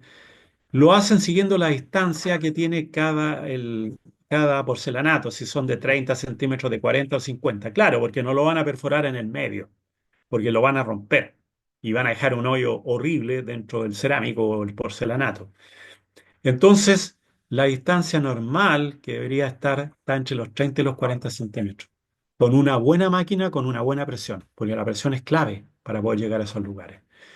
Deben siempre considerarse las vías de acceso, por lo tanto, los puntos críticos. Este es el error más común, usar una barrera química que, bueno, aquí hubo un caso, fíjense, pusieron placas aceradas, como les decía, separadas alrededor de la casa. El acero no es una barrera y pasan debajo del acero sin ningún problema, o por último por arriba del acero. Lo hacen sin ningún problema porque no tiene ningún químico que le vaya a generar unos problemas. Sí podría ser algunos sistemas físicos, como son algunos gránulos digamos, piedras granuladas, muy, muy bien, digamos, como una granulometría muy fija, que no es capaz la termita con su aparato bucal desplazarlo. Entonces es un poquito más grande, entonces cuando lo quieren desplazar no pueden. Entonces en ese caso podría ser una buena barrera física, ¿m? Que también podría ser una buena ayuda. Hay gente que usa plástico impregnado, que también es una buena opción, pero si rompen el plástico, hasta ahí llegaron, porque a veces tiran piedra o tiran cualquier cosa con mucho peso y rompen, o cosas puntiagudas y rompen el plástico. En ese caso ya el plástico no funciona. Ahí Hugo Ponce complementa con el comentario de basalto antitermita. Ah, por favor, sí, dele nomás. No estoy tan atento a los chats. Ujú. No, no, lo dejo ahí como comentario, pero Hugo, pues si lo quieres profundizar, adelante, ¿eh? Ujú. Bien, No, no, no, para no tomar nuestro tiempo. No, nada más era complementando lo que Jorge estaba comentando de estas pequeñas rocas que se iban a utilizar. claro. Comercialmente así lo conocen como basalto termita. Ah, perfecto, ese es el nombre. Ya, muy bien, gracias Hugo por aclarar eso. Creo que algo similar a barrera física podemos hablar en relación. Aquí ven errores comunes, otra, que están inyectando el químico para barrera química como que fuera riego. Claro, le estamos tirando riego por todos lados, lo cual es un tremendo error, porque además es muy tóxico y el daño hacia todo lo que hay alrededor también puede ser un peligro. Hay gente que lo inyecta bajo el suelo. Si no es bien hecho bajo el suelo con verdaderas cañerías que lo hacen para estar cada cierto tiempo inyectando con una máquina, la ponen en el sistema y vuelven a hacer reaplicaciones. Lo he visto en Estados Unidos algo muy frecuente, pero se tienden a tapar esas boquillas, se tienden a echar a perder en el tiempo y hay que instalarla bajo la casa, prácticamente bajo las construcciones, lo cual no siempre se hace. Es un tema, pero hay algunos intentos sobre eso. Yo creo que eso es muy costoso también y a la larga y a través de los años puede ser un problema al no funcionar. Déjenme. Aquí hay un sistema de un IGR puesto que lo pusieron así directamente en forma artesanal, lo envolvieron en papel, en cartón y le pusieron resto del IGR que ni siquiera era IGR, era un neurotóxico y lo enterraron en el suelo. Las termitas ni lo probaron ni lo comieron, porque no era atractivo, reconocían el químico. Es muy complicado trabajar con algo que no sea IGR. El sistema tiene que ser distinto, tiene que llevar algún portaseo para poder chequear, monitorear. Si no tiene un portaseo, lo tiran ahí, eso jamás le va a entrar el agua, le va a entrar la humedad, le va a entrar la lluvia, el riego, lo que sea, y hasta ahí llegó el producto. El uso del Tremor Track y otros elementos de detección también lo he mencionado. Eh, el gran problema es que no siempre está calibrado y debería estar calibrándose una vez al año. Y hay otros que dicen que lo usan, que está calibrado exclusivamente para termitas subterráneas, lo cual es una falacia, pero de las más absurdas que hay, porque no es específico. Puede detectar cualquier xilófago. Otro tipo de errores, usar distintos tipos que se lo mencioné, sistemas de control como una simple nebulizadora, termoniebla, y es muy común usarla pensando en el control de termitas subterráneas, expuesto a demandas. Y según ellos, otros dicen, más osados, dicen que lo usan como impregnación. Error también. La impregnación es lo que está al lado. Es madera impregnada y no toda la madera se puede impregnar. Son maderas blandas, de álamo, de pino, que son las que se logran impregnar con sales de cobre, cromo y arsénico, ¿ya? Que el cobre es para el hongo, el arsénico es para el insecto y pueden durar años. Y la calidad y la certificación es clave aquí, porque incluso esas maderas pueden durar 50 años puestas en un muelle. Imagínense lo que estoy diciendo, en un muelle que sometía a acción del agua permanentemente. Esa es una buena impregnación, es lo que se usa. Hay otra impregnación que le hablan, que ponen pinturas o aceites, por decirlo así, que impregnan, pero son superficiales. No impregnan porque estas son sometidas a alta presión. Logran cubrir interiormente la madera algunos centímetros. Y eso lo hace mientras mayor impregnación, mientras mayor poder de, de la máquina para generar ese efecto. Algunos lo hacen en piscina, otros lo hacen en este tipo de máquinas. Las que la hacen en piscina logran cubrir poquito superficie más externa. Los que hacen con este sistema claramente van a lograr llegar a mayor profundidad.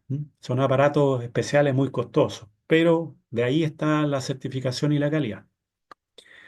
Aquí hay algunos casos que usan como grandes errores, usan tratamientos de madera seca, ¿cierto? Para controlar la termita subterránea, lo cual no es así. ¿Ya? La termita de madera seca pueden ser inyecciones bien hechas, pero esas son el tipo de inyecciones para madera seca, no para termita subterránea. ¿Mm? Errores de elección de los productos, que esto era de alguna forma lo que estábamos diciendo antes, usar IGRs que pueden estar incluso generando problemas. No todos los IGRs son buenos, no todos los inhibidores de síntesis de quitina son buenos, porque varía en la concentración, en la dosificación, y ahí tengamos cuidado.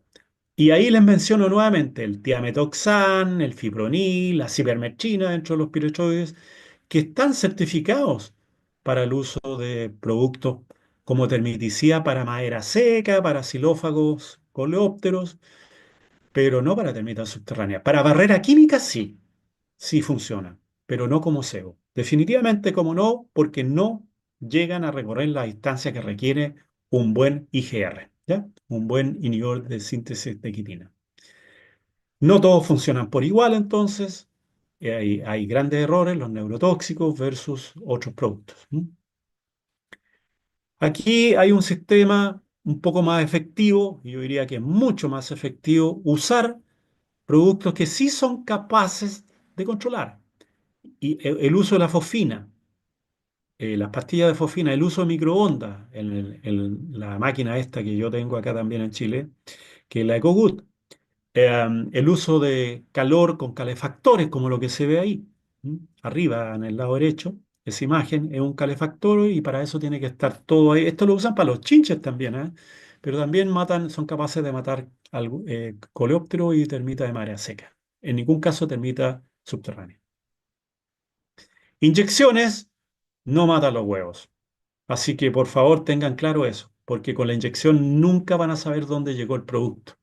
Es posible que en algunas ocasiones sí llegó justo en la zona, pero cuando el daño es muy avanzado, no siempre van a llegar. Los tipos de termita, por eso hacía mención, aquí ya estamos saliéndonos un poco del tema, las de madera seca, la subterránea y la termita de madera húmeda. En Chile tenemos porotermes cuadrícolas, que es justamente termita de madera húmeda, que aparece muy al sur de Chile, muy al sur de Argentina, pero también en la zona central de Chile. Fíjense lo siguiente. Porotermes cuadrícoles también tiene hábito subterráneo. Sin embargo, los cebos no la controlan. Los IGR no la controlan. Ahí tienen que trabajar con barreras químicas. Tratar de encontrar el foco, el lugar y aplicar ahí el químico. No tocan los IGR, no les gusta, ¿ah? No son atrayentes. Aquí tienen algunos ejemplos de cómo identificamos. Aquí aparecen los reproductores alados, indudablemente que es muy importante los reproductores alados. De hecho, con el tipo de ala, el tamaño, el color, ya se puede hacer una identificación aproximadamente, no algo para nivel científico no sirve, pero para nivel amateur, para hacer alguna identificación sencilla, sí sirve. Las obreras no pueden, es muy raro identificar por vía obrera, excepto cuando se pueden hacer análisis moleculares especialmente. Soldados, con la cabeza del soldado, por la mandíbula, ya se puede hacer algún grado de identificación. Ahí están las formas como aparecen las mandíbulas, la distribución en Chile, que no a todos les va a interesar lo que pasa en Chile. Aquí tiene un ejemplo de una especie muy nuestra, Neotermes chilensis, y yo agradezco, siempre agradezco esto a David Mora, porque cuando vine a Chile en diciembre del año 2023 estuvo en mi parcela. Lo invité, pero encantado. Y lo primero que hace es ir a recorrer ese bosque esclerófilo que tengo ahí y encontró Neotermes chilensis. Y esta es una de las mejores fotos que puede haber de Neotermes chilensis. Afortunadamente, él encontró más encima la cabeza de un soldado, que no es fácil encontrar. Así que yo siempre voy a agradecer, pero es bueno, sirve para mis clases, las apoyo mucho. También encontró porotermes cuadrícules porque estuvo con nosotros en un congreso entomológico que se hizo en el sur de Chile, en Concepción, donde participó él, también participé yo dando algunas charlas sobre estos temas, y encontró, yéndose a una plaza, un soldado de porotermes cuadrícules. La mejor foto de porotermes cuadrícules. Fíjense cómo es la mandíbula. ¿Ah? Ya con eso uno puede identificar, con ese nivel de foto uno sí puede hacer una identificación.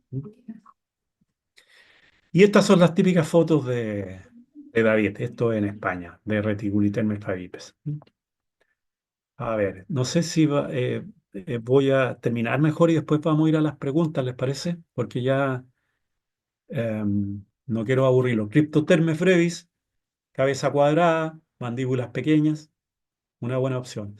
Y como les decía, si no conocen de xilófago, es fácil caer en, en el desconocimiento, porque existen himenópteros, existen coleópteros, lepiópteros que atacan la madera. Entonces uno tiene que conocer los daños, conocer los síntomas, conocer ciertas características para no equivocarse en esto. Es muy fácil equivocarse acá. Todos le echamos la culpa a todo. Así que eso, déjenme seguir viendo acá. Esto es nada más que para comentarle algo interesante. Fíjense que Reticulitermes flavipes, aquí hay una colonia madre con miles de individuos. Ahí está en el medio, aparece el estado reproductor, en este caso la reina. Y aquí aparece un poquito más alejado una colonia pequeña. Si ustedes aplican un neurotóxico, quizás lleguen a la colonia pequeña, que es una colonia satélite, y puedan matar a una colonia chica. Pero una colonia madre que recorre metros de metros, nunca, pero nunca van a poder controlarla con neurotóxicos.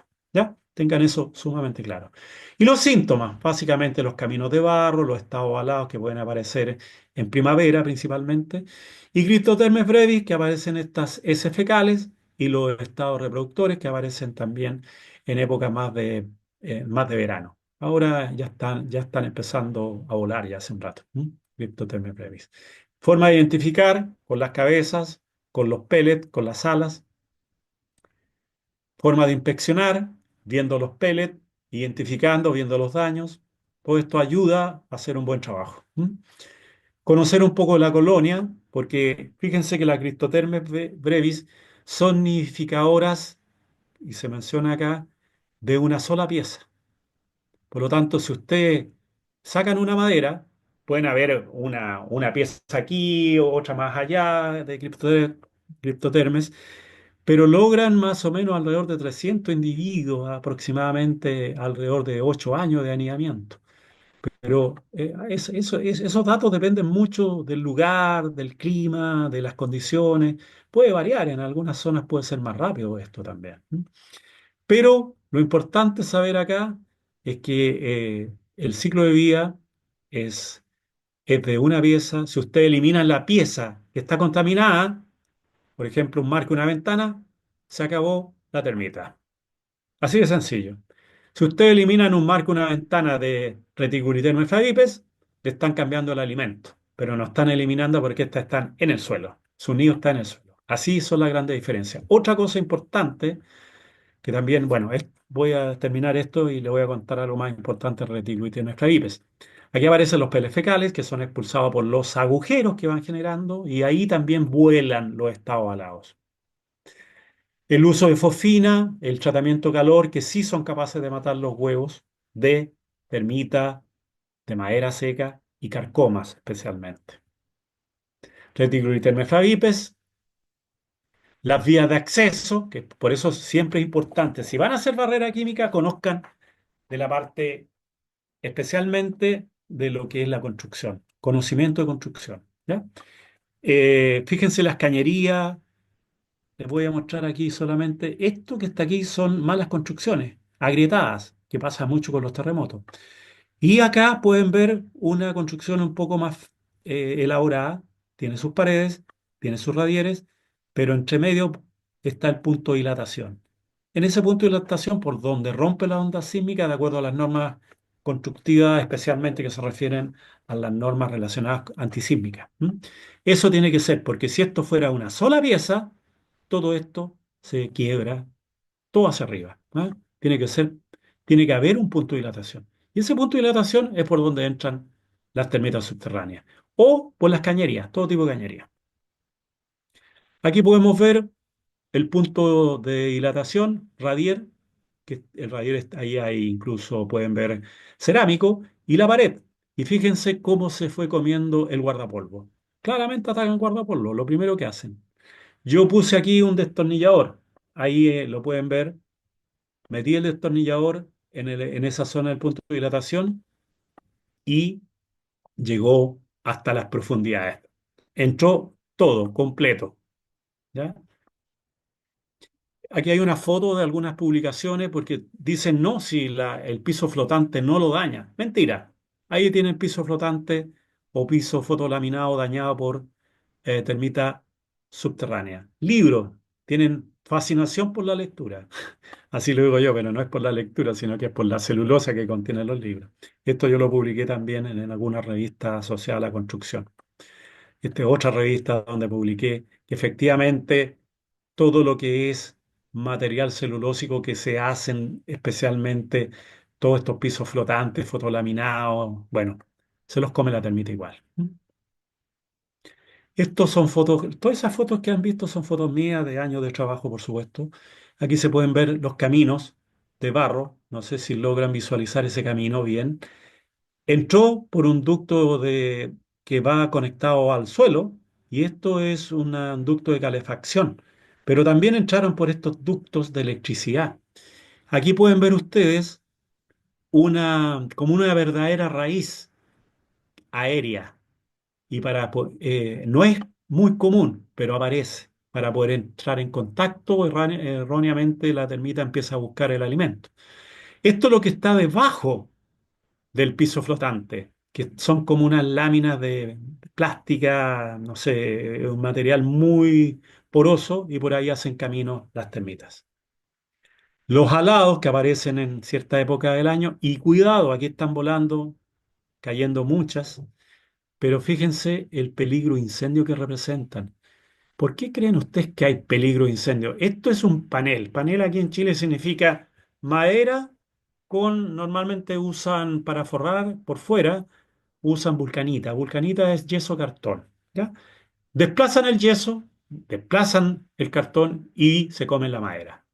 ¿Qué es lo que pasa? Si ustedes ponen ductos de electricidad, la termita con sus caminos de barro, que es básicamente el suelo con la saliva, ¿cierto? Bueno, con eso van a generar cortocircuitos. Y si esto es así, con madera, con material tremendamente sensible al fuego, se va a quemar. ¿Qué es lo que pasa en muchas construcciones? Se queman. Distintos tipos de daño. Si la casa está hecha 100% de madera, sin protección, se les va a dañar 100%. Las casas sólidas normalmente tienden a tener entre un 20 y un 30% de madera. Y si no está en la madera de construcción, está dado por los materiales que no son precisamente parte de la construcción. O sea, no es el, el inmobiliario, es el mobiliario. O sea, son los muebles. Muebles empotrados de melamina, de maciza, en los baños, en los closets, en las cocinas. Se los comen, indudablemente porque es alimento, es celulosa. Los tratamientos, inspecciones, aquí tienen un caso de una buena inspección con un sistema Audioterm. Se puede inspeccionar también con el sistema Thermatrack con microondas. Este es el sistema Thermatrack. Voy a pasar más rápido para ir directamente. Se puede hacer inspecciones con un endoscopio también para ver si hay presencia o no de algún xilófago. Hoy día está en este mercado, pero no es muy bueno el Temail, es una versión china. La verdad es que también se está usando como un sistema microondas, pero es muy deficiente. Todavía le falta mucho por mejorar. Se puede medir temperatura, se puede medir humedad, son elementos que en el Thermatrack ya vienen incorporados. ¿Mm? La humedad en la madera es importante. Tratamiento de madera seca, inyecciones, una foto ahí de David Mora de un sistema que se usa para aplicar calor en verdaderas mangas de calor que van inyectando el calor hacia al interior. Las fotos de fosfina y el sistema microondas. ¿Mm? Bueno, distintos tipos de tratamientos, no voy a entrar en mayor detalle, son algunos que son recomendaciones, ustedes cada uno tiene que tener sus propios protocolos. Para trabajar en xilófagos tienen que tener buenos protocolos, porque si no tienen buenos protocolos, el cliente los puede hasta hasta cobrar, retribuir, demandar por no tener buenos protocolos, porque dice, bueno, ¿hasta dónde responden ustedes? ¿Cuánto tiempo? ¿Qué producto me aplicaron? ¿Qué sistema utilizaron? ¿Qué prevención hicieron? Hay gente que quiere salvar sus muebles y si son caros, salvémoslos, si se puede salvar, indudablemente. Pero si es madera estructural, se les puede caer la casa. Háganle tratamiento a la madera estructural, porque es obligatorio tratar todo lo que sea madera estructural en la construcción, especialmente cuando es todo construcción hecha en madera. ¿Ya? Bueno, y así hay una serie de protocolos. Tratamiento de inyecciones, que no son siempre los mejores. Maquinaria para hacer inyecciones. Esta máquina yo la compré en Brasil con un amigo, ingeniero agrónomo, colega mío, que él es un giro sin tornillo. Creó su propia máquina y esta hace 5 operaciones distintas. El problema es el costo. Hace tratamiento de preconstrucción, de postconstrucción, el tratamiento de inyección, bueno, una serie de elementos y tiene también una serie de accesorios. Tratamiento de inyección con espumas expansivas, ¿cierto? Hay varias, se usa el imidacloprid para madera, especialmente para termita de madera seca, se usa la lambda cialotrina, la palestrina, entre otros ejemplos, neurotóxicos en general, pero son para termita de madera seca, para coleópteros, carcomas, por ejemplo. Andan muy bien, pero tendrían que aplicar grandes cantidades. Esto es para hacer una aplicación pequeña. Para volúmenes grandes tienen que tener una máquina más especializada como la que ven usted ahí al lado derecho, para hacer aplicaciones de ese tipo. También existe gente que está un poco más perfeccionada en el tema, hacen tratamientos térmicos con temperatura, como lo que se puede ver acá, bajo ciertas normativas, y ahí pueden poner muebles, palets y todo por cierta cantidad de tiempo. Es una buena opción cuando requieren hacer trabajo especialmente en importación e importaciones de ciertos productos que contengan celulosa.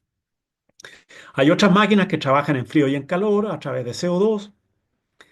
Yo tengo mis aprensiones también ahí, pero bueno, cada uno tiene que vivir su propia experiencia. Aquí tiene los tratamientos de calor con verdaderas inyecciones, pero de calor, con fuentes de calor desde afuera y aplicado de adentro. Tratamiento de fosfina con encarpado, así, de esa manera. Fosfina, tratamientos que hemos hecho nosotros. Cómo se van haciendo estos trabajos. Tratamientos con sistema de microondas, con la EcoGut o Sami EcoGut, si es que la quieren buscar, aparece como Sami EcoGut. Lo malo es que tiene un radio, o sea, en este caso no trabaja más allá de 30 centímetros de ancho, 30 centímetros de largo y de profundidad 30 centímetros, 30 por 30 por 30. Entonces tienes que estar poniendo la máquina en distintos lugares, pero es capaz de matar todo, capaz de matar los huevos. Para trabajos sencillos, muebles, cosas pequeñas que ocupan menos espacios, indudablemente que serviría muy bien, pero para una casa totalmente afectada, esto no le sirve para nada, no van a terminar nunca. Aplicaciones, techos, ventanas, vigas, puertas, muebles, tarimas. Esto es lo que le decía yo, traspasa, tienen que mantener la máquina aplicando el microondas por lo menos unos 5 a 6 minutos por cada punto de tratamiento, porque en el fondo nosotros hablamos de disparo. Es capaz de llegar hasta 110 grados. Tienen que tener cuidado, sí, porque me ha tocado ver, incluso a mí me tocó ver en una oportunidad y estar ahí, que el producto estaba quemando, estaba el interior de la madera con plástico. Y el plástico llegó a una temperatura que se empezó a derretir y empezó a emitir humo y empezó a quemarse. De eso tienes que tener especial cuidado. Aquí hay otro sistema, uso de barreras físicas con plástico impregnado. Ahí usan unos gorros, las cañerías. Es una buena opción. Esta opción yo la conocí de datos desde Australia. En Chile hay alguien por ahí que la está usando, pero no es algo que se está diversificando. El uso de cebos tóxicos y barrera química, que ya lo hemos visto. Aquí hay de uso interior y de uso exterior, enterrado. Tiene que ir con un sistema de monitoreo, indudablemente.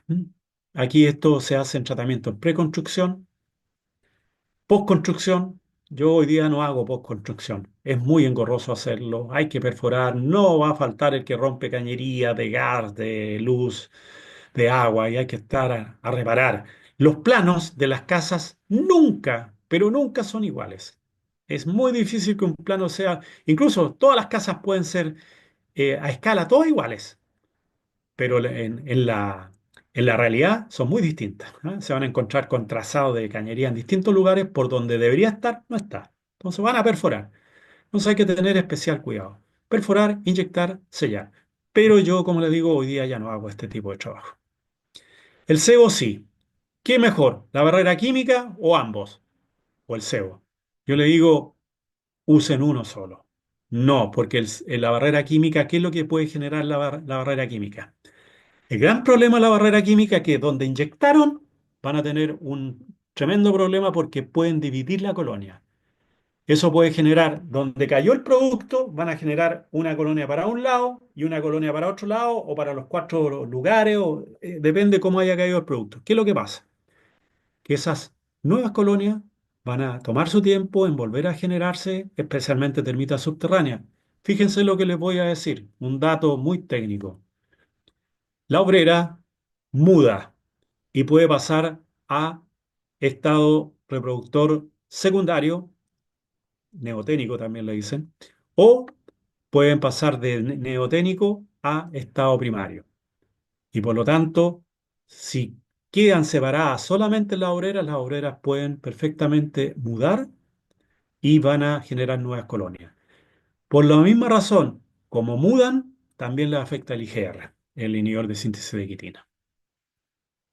Bueno, hay una serie de, aquí estoy poniendo ciertos datos nomás, que son ciertos protocolos, algunas condiciones de ventaja y desventaja, sin entrar en mayor detalle. Todo esto está documentado, lo pueden buscar. El doctor Nan Su tiene muchas publicaciones sobre el uso de barreras químicas y sobre el uso especialmente de sebos. ¿Cuáles son sus ventajas, desventajas? Fue el descubridor del Centricon. También ahí aparece información ojo que en Estados Unidos muchas barreras químicas de preconstrucción se siguen utilizando porque dan garantía y están dentro de las regulaciones. Por eso tienen que ver qué es lo que pasa en cada país. Barreras químicas, también es un artículo que escribí. Y esto sin entrar en mayor detalle. Fíjense que la importancia de la quitina en el insecto. Aquí no me voy a meter en la parte biológica, eso me gusta dejárselo a Hugo, que es el biólogo. Solamente darle una noción.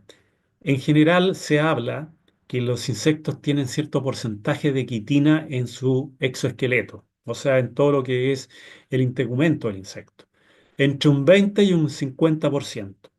Eso significa que si inhibieron la formación de quitina, se lo pongo con esto. Bueno, voy a ponerle el ejemplo enseguida. Aquí están todos los insecticidas que se utilizan. No todos son los que probablemente se recomiendan para termitas subterráneas. Por eso, todos tienen modos de acción distintos. Pero tienen que conocer cuáles son los productos que están usando y cuál es su modo de acción.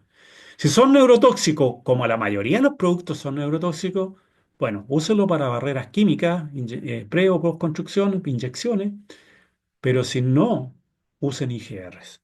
¿Mm? Este es el ejemplo que yo les decía. Este es, ahí lo voy a mostrar, aquí está. Este es el control, esto rojo que aparece ahí es la quitina, el resto, ¿cierto? Es parte del exoesqueleto. Si yo le aplico un inhibidor de la quitina, voy a generar esto. O sea, desaparece la quitina desde acá. Y ese es un insecto no viable. Tiene efecto sobre los estados que mudan, no sobre los que no mudan. Por lo tanto, no va a dañar a los reproductores, pues eso ya completaron toda su muda. Y otro efecto que tienen es el efecto transaborial. Eso significa que tienen un efecto sobre los huevos. Hay un estudio que se hizo, y aquí lo presento. Si ustedes aplican un ejemplo, el noviflumurón, que actualmente aquí en Chile se conoce como Centricon, el noviflumurón no va a generar estados posteriores, no van a aparecer ni la larva, y yo hablo de larva y lo digo correctamente, también hablo de ninfa, porque hay una definición muy científica que no voy a entrar a confundirlo ahora, pero es una definición que efectivamente son estados menores, son dentro de este ciclo, pero se afectan porque mudan. Por lo tanto, si tiene un efecto transaboreal, no se van a formar los estados larvarios, ni tampoco los estados ninfales, ni menos las obreras. Estos estudios existen, ahí aparece un estudio que hizo Tomás Chauvin, profesor mío, de origen francés, con otros colegas de la Universidad de Florida. En el año 2021 lo publicaron en el Journal, bueno, en una revista de entomología. ¿Ya? Aquí tienen algunos de los productos que están en Chile para barrera química y como SEO. Lamentablemente ahí les voy a mencionar el difluensurone bajo la, bueno, lo voy a mencionar como difluensurone, sin ningún nombre ni nada. Difluensurone es un producto que está a una baja dosis, a una baja concentración y tienen que estar aplicando mucho producto durante incluso muchos años, meses y años, para lograr controlar la colonia. El noviflumurón entre 3 y 6 meses ya la están controlando. El clofazurón alrededor de 6 y más meses. ¿Mm? Y todos los otros que aparecen acá, que son los que se usan para barrera química. Y un dato más, en Estados Unidos el 80% de los tratamientos siguen siendo barrera química. El 20% son los CEOs tóxicos. Y esto va revertiéndose. Cada vez más va cambiando. Probablemente después solamente sean uso de CEOs. Esa es más o menos la idea, es lo que está pasando, lo que ya les mencioné. Y esto, para ir ya terminando, esto es una malla acerada, una verdadera malla puesta debajo de el radier. O sea, la ponen abajo y aquí la termita no es capaz de atravesarla por el tipo de enmallado, el tipo de diámetro que tiene. ¿Ya? Así que esto se está usando en Australia, ahí están algunos nombres, si es que les interesa. Este es el estudio que se hizo para comparar el uso de un neurotóxico versus un inhibidor de síntesis de quitina. Un pequeño detalle nada más, esto lo hizo el doctor Nan Su en el año 2005, imagínense. Y ahí menciona el alcance que tiene sobre la termita subterránea. No logra recorrer más de 5 metros. Fíjense, los estudios se hicieron hasta los 45 metros, pues son estudios en laboratorio. El noviflumurón no tuvo ningún problema para recorrer los 45 metros. Los neurotóxicos sí. El difluencerón, que lo he mencionado tanto, también está descrito, existe este producto y lamentablemente tiene algunas características y las menciono ahí. Usado al 0,25% puede eliminar colonias, ¿ya? Puede reducir la población o sencillamente no tener ningún efecto sobre las colonias. Eso está estudiado, para que vean ustedes. Aquí está la bibliografía de ese difluensurón, que aquí en Chile está y en muchos otros lugares está, pero tengan mucho cuidado cuando lo vayan a usar. La experiencia manda mucho aquí, pero lean, vean los artículos científicos que lamentablemente no todos lo hacen. Aquí hay un artículo que se tradujo al español, pero aquí habla de 5 formulaciones de SEOs a base de inhibidores de síntesis de quitina. Bueno, aquí aparece un poco el resumen, el efecto sobre estos productos y algunos que sí tuvieron efecto y otros que no tuvieron efecto. Y aquí se puede ver un poco los resultados. Cómo se va transmitiendo el IgR en cierta cantidad de tiempo. Aparece el difluensurón, que es muy lento de acción. Casi a los 70 días prácticamente se había repartido muy poco. Vean los colores solamente. Las obreras con el difluensurón están de ese color y las obreras con hexaflumurón están un color más celeste y un color más rosado prácticamente. Aquí ocurrió más o menos la relación cuando se midió de 1 a 20, 1 a 19. O sea, una contaminada, 19 no. Y una contaminada, 19 no. Y esto ocurrió a los pocos días. A los 68 días, con el difluensurón, habían 4 que estaban con el IgR. Y en el hexaflumurón había una sola que se salvó de ese producto. Pero estamos hablando a los 68 días.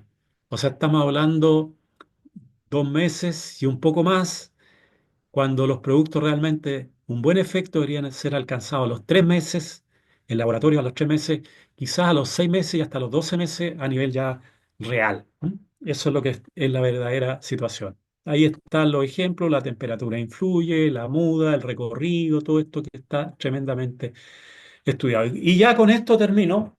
Espérenme un segundo que voy a prender aquí la luz, se oscureció muy rápido.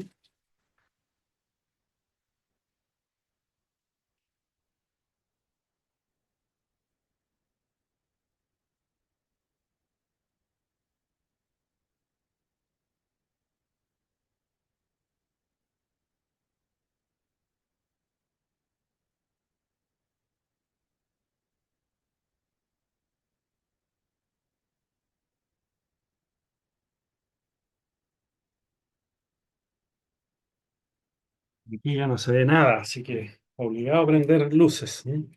Hay algunos bioindicadores para el control de termitas subterráneas, claro, y hay bastantes bioindicadores, y eso es lo que ustedes deben saber. ¿Estoy haciendo bien el trabajo o no? Bueno, hay bioindicadores que algunos no son fáciles de saber o de determinar, y hay otros que sí, son efectivos, muy buenos indicadores. Voy a mencionar algunos. Por ejemplo, el que desaparezcan los estados en general, los estados voladores. Ese es el mejor bioindicador. En que desaparezcan la obrera y aparezcan más soldados. Recuerden que los soldados y los estados reproductores no mudan. Por lo tanto, empiezan a aparecer en mayor cantidad. ¿Ah?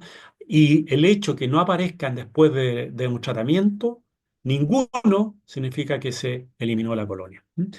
Por lo tanto, no van a tener enjambres de reproductores alados. ¿Ya? Eso pasa en primavera todos los años. Por otro lado, fíjense otro detalle interesante. Empiezan a aparecer ácaros porque se debilita el insecto. Hay una mayor carga microbiana también. Hay bacterias, aparecen hongos también que dentro de esa colonia, porque se está desapareciendo. Aparece un color de la obrera de un color medio blanco mármol, más marmolino. Y eso implica que hay un exceso de ácido úrico. Voy a mostrar unas imágenes que les puede ayudar a entenderla. Se ponen más lentas las termitas, las obreras, todas muy lentas en su caminar. Se reducen el consumo, indudablemente que ya no hay daño, por lo tanto ya no hay consumo de celulosa. Ausencia de actividad acústica en el interior también, eso lo pueden escuchar. Ya la actividad acústica propia de la termita disminuye, por eso tienen que tener un buen aparato acústico. ¿Mm? Desaparecen las galerías de barro, que es muy característico también. Se dislocan, y esto es más difícil verlo, las mandíbulas de las obreras. Se empiezan a dislocar. ¿Por qué? Porque empieza a perder a través de la quitina toda su consistencia. Entonces la madera ya en esas condiciones pasa a ser muy dura y las mandíbulas muy débiles. Hay una fuerte presión aquí de la parte muscular. Ahí pueden verlo ustedes cómo se va generando ahí entre la cutícula, la parte funcional y qué es lo que hace este dislocamiento finalmente de mandíbulas. ¿M? Y hasta ocurre un sangrado interno, que es lo que finalmente provoca muerte. Estos son los ácaros, alta presencia de ácaros en cada... Esos puntos rojos que se ven son ácaros. Hay una familia de ácaros ahí. Bueno, aparecen ahí de la familia Astigmata, no es necesario entrar en mayor detalle, pero es para que vean ustedes que aparecen grandes cantidades de ácaros y distintos tipos incluso. Aparecen colémbolos. No sé si conocen los colémbolos. Bueno, esta es la termita y esto que se ve más chiquitito es una familia de colémbolos que se alimentan de las termitas muertas. Indudablemente que empiezan a notarse. Algunos las confunden con termitas. No son termitas, son colémbolos. Ahí se ve ese color marmolizado, blanco, justamente porque va juntando ácido úrico y se torna ese color. Y ahí comparen ustedes, ese es el color marmolino, versus una termita que no tiene ese color. Entonces, eso es un índice también de que está haciendo efecto el producto IGR. ¿M? Y esa era la última diapositiva, estimado Freddy, espero que no haya sido muy largo, no era la idea mía hacer que fuera tan largo, pero les voy a dejar de mostrar. Y si hay preguntas ahora, Ah, por el contrario, eh, aquí en el Facebook te andan diciendo de que para nada que los aburres, que tómate tu tiempo, que es una excelente charla. Maestro Jorge, excelente exposición, ingeniero. No, la gente está bien entretenida porque más allá del conocimiento puro y duro, hay unas excelentes referencias visuales como pues un sí, punto de ayuda. apoyo, Claro que ¿no? sí. Bueno, creo que dentro de todo esto que hemos conversado se han ido contestando ciertas preguntas también que se han ido haciendo. Así que yo creo que si hay algo, le vamos a dar la palabra a los que quieran participar, si es que algo le quedó inconcluso o poco claro. Y por supuesto, aquí nosotros les vamos a entregar un par de becas para participar en lo que va a ser el Diplomado Internacional de Entomología Urbana que se va a hacer este año como a mitad de año. Yo ya tengo una persona, la segunda persona la vas a tener que tú designar. Yo voy a designar a una y Freddy va a designar la segunda persona. Por la participación en esta oportunidad y su intervención, se la vamos a designar a Gabriel Cariaga, de Chile. ¿Ya? Felicidades, Gabriel, perfecto. Ahí Y el otro lo vas a asignar tú sin ningún problema. Si puedes hacerlo ahora o si no, le escribe después, ¿m? Como tú quieras. claro que sí, al igual que todos los sorteos, vamos a apoyarnos en la lista de los inscritos y aquí también ya tenemos la lista de los participantes y lo vamos a hacer por sorteo ya en un Bien. evento posterior ya para que ahora descansen o retornen a sus actividades laborales. Pero estoy Bueno, aquí anotando el ganador por parte tuya, Gabriel sí. Careaga Bunter. Sí, de Perfecto. hecho, yo te autorizo a entregar dos becas, porque yo me designé una porque la verdad la designé por su participación a Gabriel. Pero puedes sortear las dos becas y al final vamos a sortear tres becas de rebaja del 50% de los aranceles de lo que va a ser el diplomado de entomología urbana para este año. Así que ahí tú decides con quién. Yo, por mi parte, esto va a quedar grabado, entiendo, y por mi parte, si no veo preguntas ni nada, creo que vamos a dar por terminado esto. ¿Mm? Perfecto. Entonces vamos a hacer una última revisión aquí. No, no hay más ahí. Puras felicitaciones. La gente ya que venga el Gracias. sorteo. Gracias a Claro que usted. sí.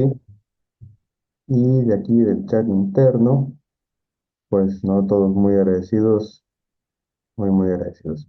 Perfectísimo. Ahí nada más, Alex, te hace una consulta, Alex Bastidas, sobre definición de IGR. Saludos, Leo Peña hasta República Dominicana. Em, sí, perfecto.